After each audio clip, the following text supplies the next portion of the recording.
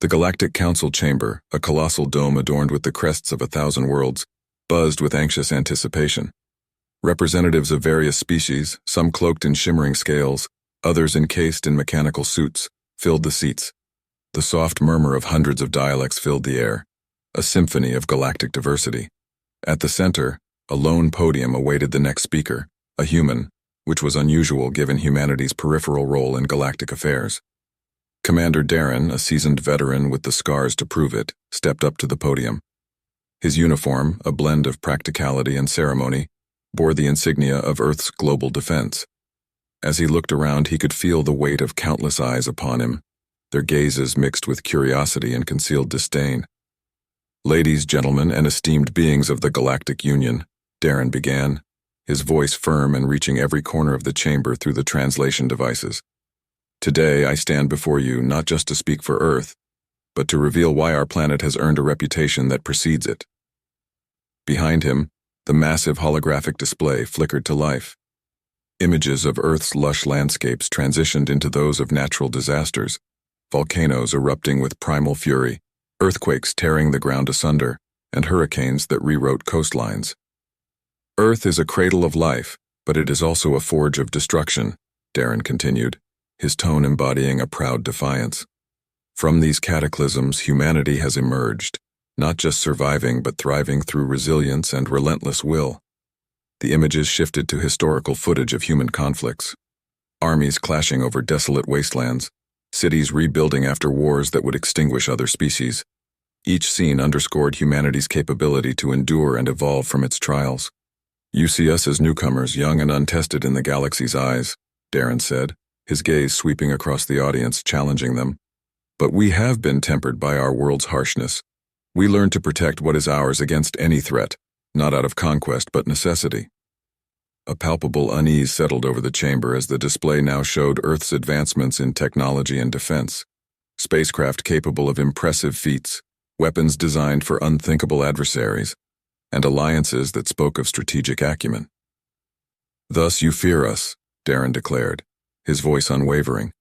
"You fear our potential to ascend as we have risen from our ashes time and again.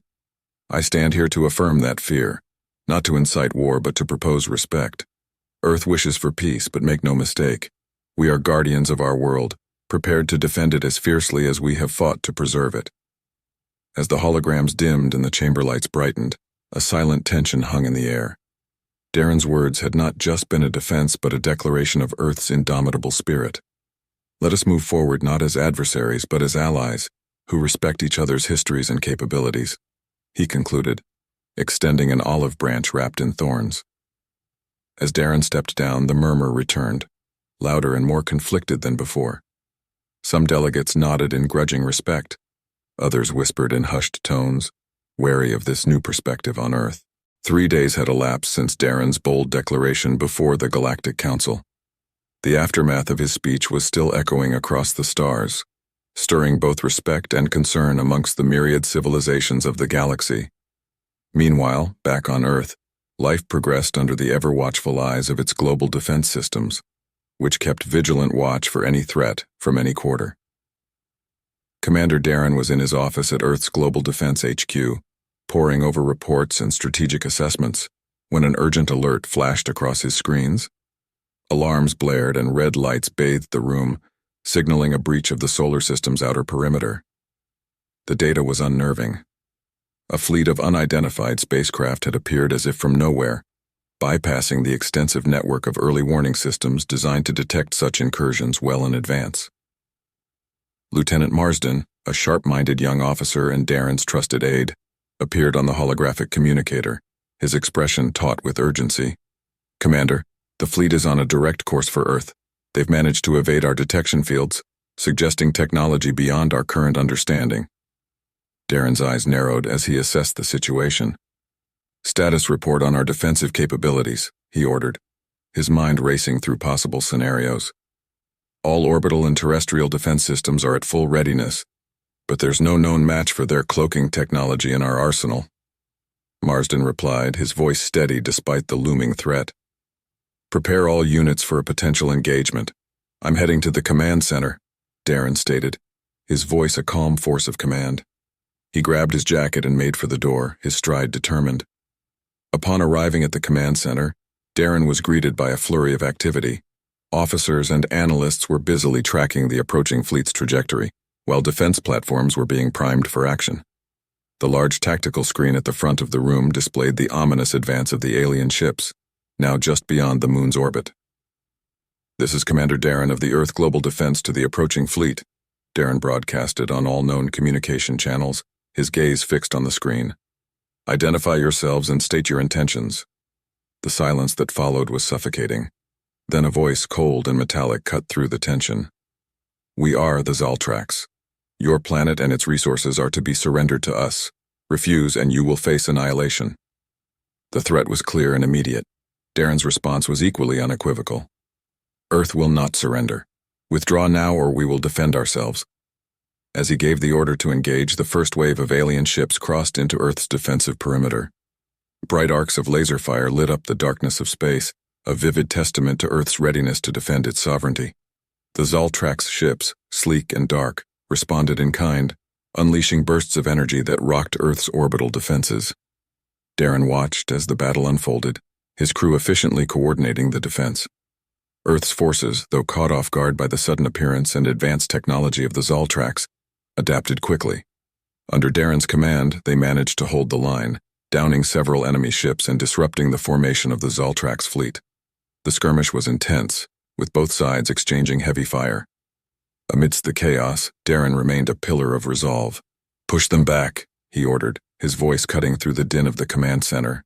"Show them what it means to threaten Earth." The battle raged, a dance of destruction and defense as humanity fought with unyielding courage against the alien threat. Earth's message was clear. It was a planet of survivors, a force to be reckoned with in the galaxy, feared not just for its capabilities, but for its indomitable will to endure and prevail. In the aftermath of the initial clash, the situation was grave but not without hope. The Zaltrax fleet, although formidable, had not expected the ferocity and resilience of Earth's defenses.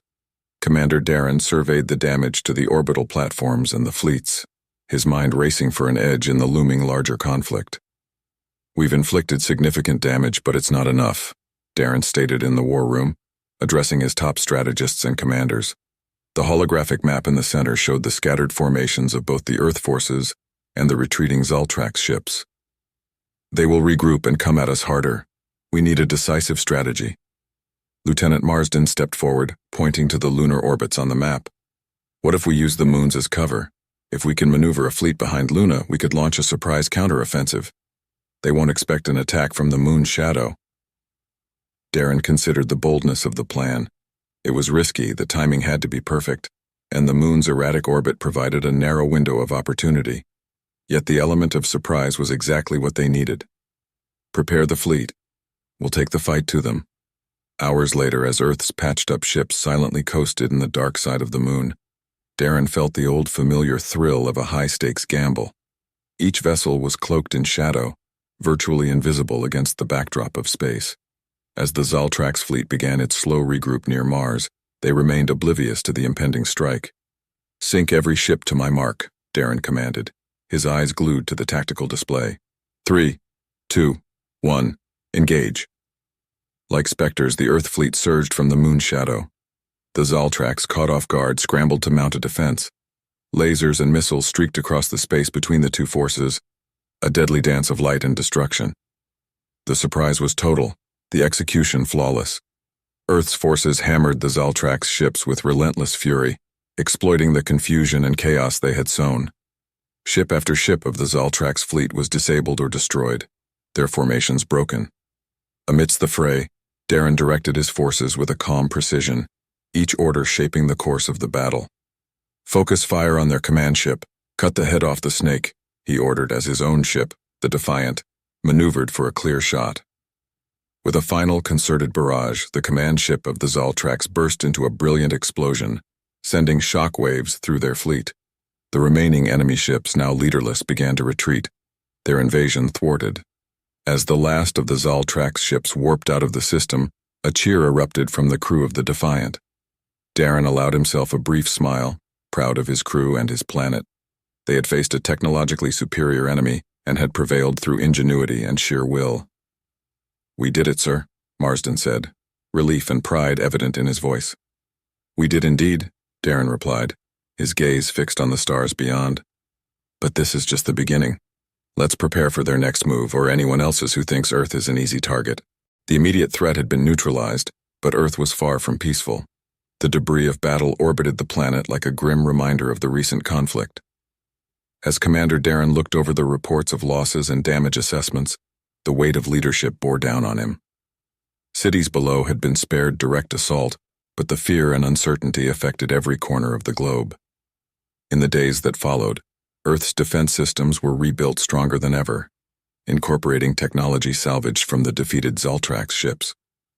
Darren knew this was just a respite, a moment to breathe and prepare.